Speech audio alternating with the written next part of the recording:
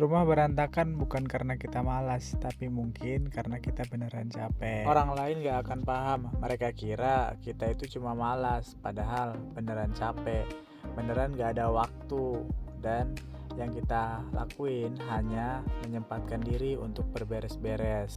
Mungkin mereka benar, mereka ngelihatnya kita itu gak ada beresin rumah, gak ada ngelakuin apa-apa, padahal kita udah berusaha buat nyempatin waktu yang ada buat beresin rumah. Sama seperti kesuksesan, mereka hanya melihat hasilnya saja tanpa melihat prosesnya yang begitu panjang dan rumit. Mungkin mereka hanya bisa melihat seperti di dalam video ini, satset langsung jadi, padahal banyak proses yang kita lalui. Proses yang mengajarkan kita, mengajarkan anak-anak kita dan keluarga kita.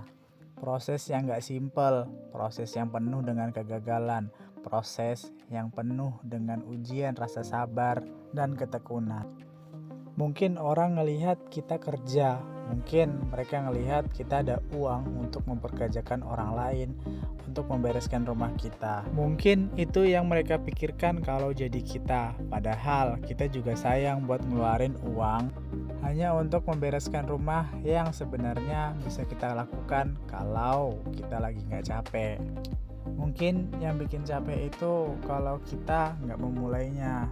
Aku sadar kalau misalnya dimulai, mungkin capeknya itu lebih tergantikan dengan hasil yang kita kerjakan. Dengan senyum dan tawa anak-anak. Mungkin capeknya nggak hilang, tapi tergantikan dengan hal yang menyenangkan dari keluarga yang kita sayangin.